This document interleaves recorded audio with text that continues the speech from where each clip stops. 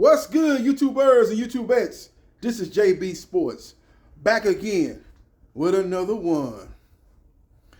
This is another example of boxing can't get out of its own way.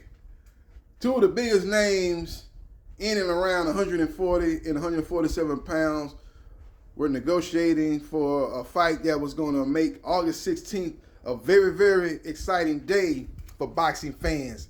It would have been boxing's version of March Madness. We would have fights on all the way through the morning, all the way through prime time in the late evening.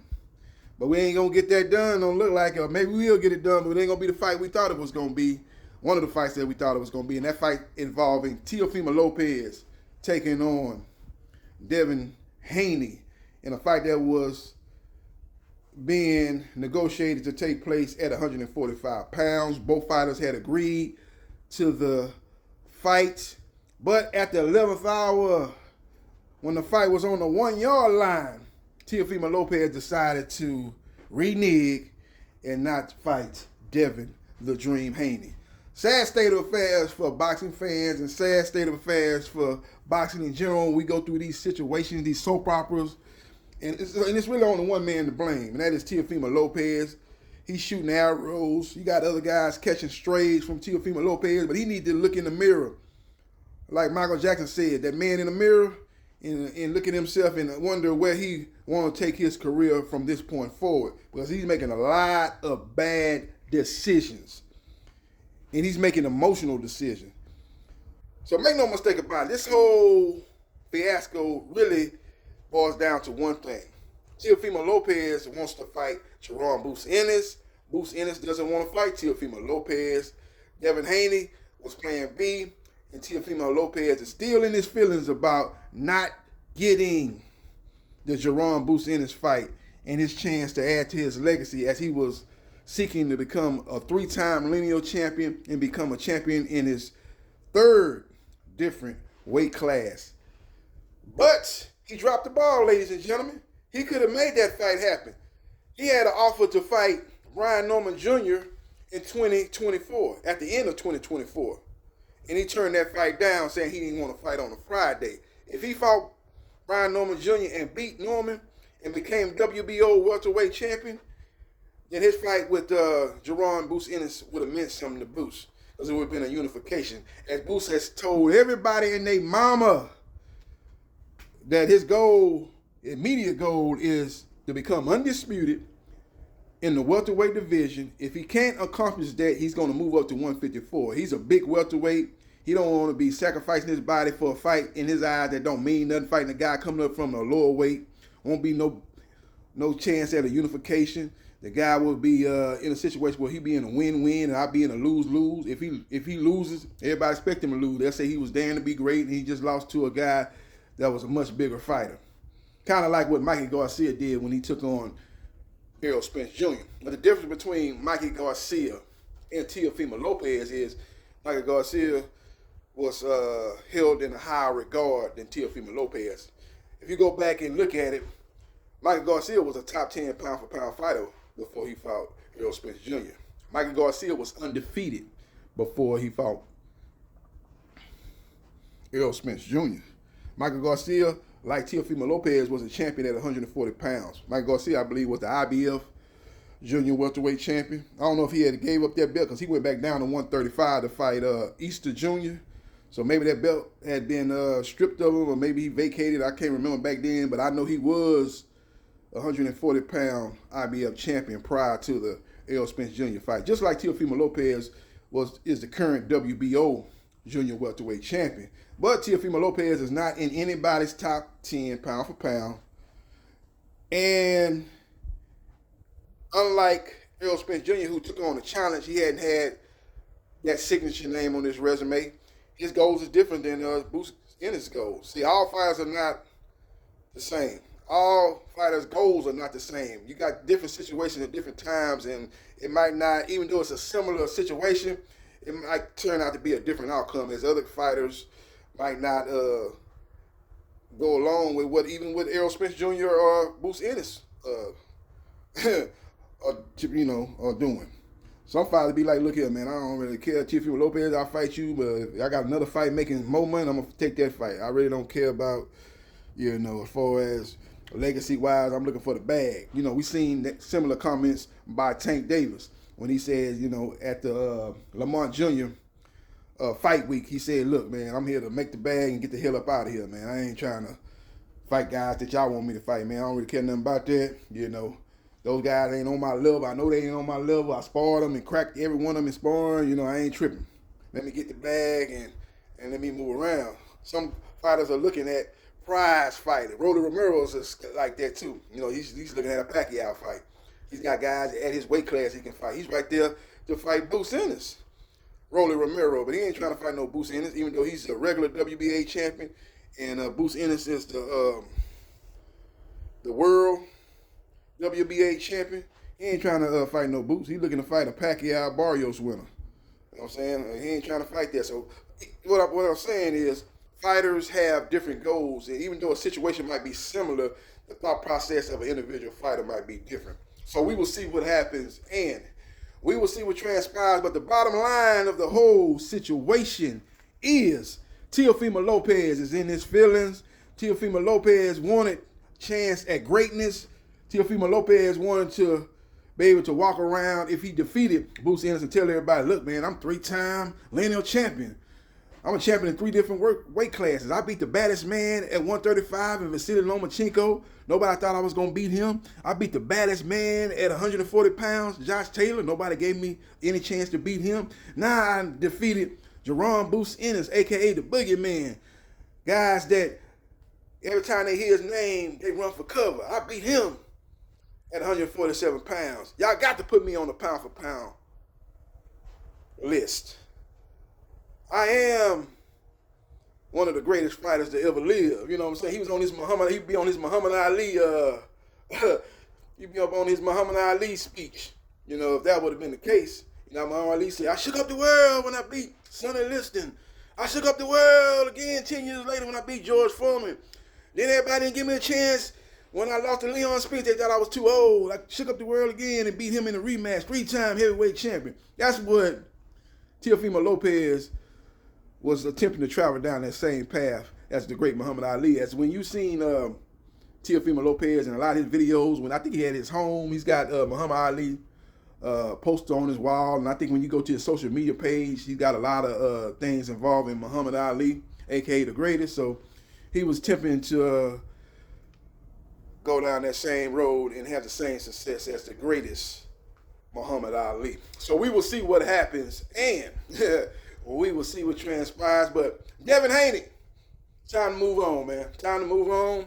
You tried to make the fight happen. The guy is still in his feelings, still butthurt about the whole Jerome Bruce Ennis failed negotiations. He's shooting strays at Turkey Alley Sheik, who ain't doing nothing but trying to put the fights on and finance these fights and put on these fights that boxing fans will be excited to watch. He blamed Boop's father / trainer, Bozy, saying that those guys ain't really Philadelphia. Those guys ain't trying to be the best. The Philadelphia Eagles are the Super Bowl champions, and they from that same city, but they're not representing that same type of competitiveness. With all that being said, Boots is moving on. Teofimo Lopez, where will he go from here? Where will he go from here? I don't know where he gonna go from here, but maybe he goes over there to Golden Boy with his fellow Latino brethren, Oscar De La Hoya, who runs. He don't really run Golden Boy Promotion, but that's another story for another day. Oscar De La Hoya don't run no Golden Boy Promotion. He's the face of Golden Boy Promotion, but he don't run the day-to-day operations of Golden Boy Promotion. That's Eric Gomez. You know what I'm saying? That's just kind of like when Mayweather was Mayweather Promotion. Mayweather wasn't running the day-to-day operations. He was the face of it. He probably made the final call in a lot of situations, but he wasn't running the day-to-day operation. That was Leonard Ellaby. And the same situation is going on with Oscar De La Hoya and Golden Boy Promotion. But I'm not going to go down that rabbit hole. Maybe I'll talk about that in another video. But the bottom line is, Teofimo Lopez go over there with Golden Boy. What kind of fight she going to get? You ain't going to get no fight on the caliber or on the pay scale of a Devin Haney, that's for sure. You go over there and fight, what, Alex Rocha for $1 million or something like that? That's crazy. You know what I'm saying? Fight Alex Rocha over there on the West Coast in his damn near in his backyard and make about $1 million? Because you don't have no fan base. You got a fan base as far as people know you and people follow you on social media, but as far as getting people to come out to your fights, you haven't shown to be that ticket seller like a Tank Davis or like a Ryan Garcia. So with all that being said, you go over there to Golden Boy and fight Alex Rocha for $1 million or Satillion for $750K or something like that. You know, and you could have fought Devin Haney for, you know, at least $5 million or more. You know, I don't know about all this $11 million to fight Devin Haney because I don't think he made that in the Times Square card when he fought Honor Barbosa. From what I'm hearing, from what I heard, Ryan Garcia made the most money in that Fatal Fury card at Times Square. He made $20 million to fight Rolly Romero. Rolly got $5 million, and Devin Haney got $10 million to fight Jose Ramirez. I don't know what Teofimo Lopez got. I don't know what Jose Ramirez got, and I really don't know what Honor Barbosa got. But if Teofimo Lopez was basically the opening fight on that card, I think they had one more fight on before involving two prospects, but he was the fight that was, you know, basically out of all the 3 major fights, he was the first fight on. So he probably made around by what Rolly made, or maybe a little bit more than Rolly, because he's probably a bigger name and, you know, I don't know, you know, technically a bigger star than Rolly, but Rolly been on pay-per-view with Tank. Teofimo Lopez ain't never been on no pay-per-view, not no main event. So with all that being said, he probably made $5 million plus for that, and he probably would have made something close to double that if he would have fought Devin Haney. And now he's looking to go to Golden Boy because he really done burned all other bridges as far as promotional companies in the sport of boxing. I don't think he can do business with Turkey no more. I don't think he's gonna do any business with Matchroom and Eddie Hearn as he burned his bridge with them with the whole situation involving George Kambosos. He said a lot of things before and after that fight, burned that bridge. He burned bridge with Bob Arum and Top Rank Boxing.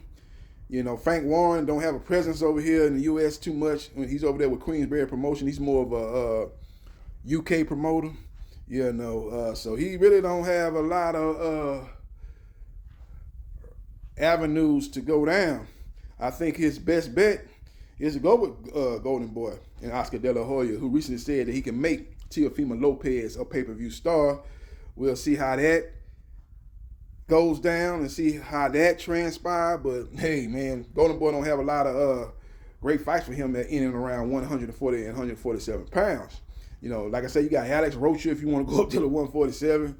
Satillion, if you stay at 140. Who the Golden Boy have at 140? You know what I'm saying? Who they have at 140? They don't have a deep roster at 140. So when you make these emotional decisions, you got to look at it big picture wise. He could have fought Devin Haney and going up to 147 and fought him at 147 instead of at 145. Acclimated himself to that weight, and then seek to fight one of the champions at 147 and Boost didn't want to fight you and get a belt, and then force Jerome Boost in his hand. Jerome Boost Ennis would have had to fight you, or then you could have said he was a duck because he went against what he had said previously that he wanted to become undisputed at 147. You could have said, hey, I got a belt at 147. You got to beat me to achieve your goal. Why you ain't trying to fight me now? I understand that you didn't try to fight me earlier when I ain't have no belt at 147, but I got a belt at 147. What's good? But he chose to go a different route, and now he's got to live with the repercussions. Now, as far as Devin Haney goes, these are potential options for Devin Haney. As I'm going to get off this video, I got to get ready to go to work. He could fight Conor Ben at 147 if Ben don't take the Eubanks Jr. rematch, and it's been a whole lot of shenanigans going on as far as the rematch. You know, what weight would it take place at? You know, hey, Eubanks Jr. won that fight, man. He took a beating in that fight. You know, you look at the weight cut that he had to endure and the punches that he had to endure during that Ben fight. He might be trying to get that fight at a higher weight. Ben can say hell no. The contract is a contract. It's gonna be the same weight as the first fight, so that fight might not go down. You can chase that fight with Ben at 147, or you can fight a Gary Antoine Russell, who's a WBA junior welterweight title champion. You can fight him at 145, just like you would have fought Teofimo Lopez at 145. Or you can fight a Frank Martin, who has a name fresh off a knockout loss to Gervonta Tank Davis, who's moving up from 135 to 140. You can fight him at 145 or maybe 144, 143, somewhere in that around those numbers at that catch weight. So we will see what happens, and we will see what transpires. So those are some of the options for Devin the Dream Haney. Maybe they can still salvage the August 16th date in Riyadh season, and we can have, as boxing fans, our own version of March Madness style boxing August 16th. Follow me on Facebook, Gerard Briscoe. Follow me on TikTok, and you don't stop, at JB Sports New Media. Follow me on Twitch at Briscoe MA77071. Follow me on my YouTube channels at JB Sports, The Man, the Myth, the Legend 9656, and at JB Sports, The Man, the Myth, the Legend 8000. And like, share, and subscribe to JB Sports, The Man, the Myth, the Legend. And I holla.